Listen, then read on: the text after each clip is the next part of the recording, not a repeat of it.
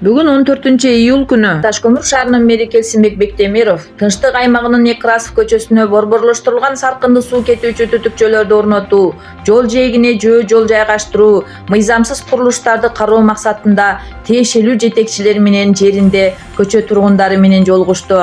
Көп жылдан бери күтүүсүз келген селден жабыркаган көчө тургундары өз көйгөйлөрүн айтышты.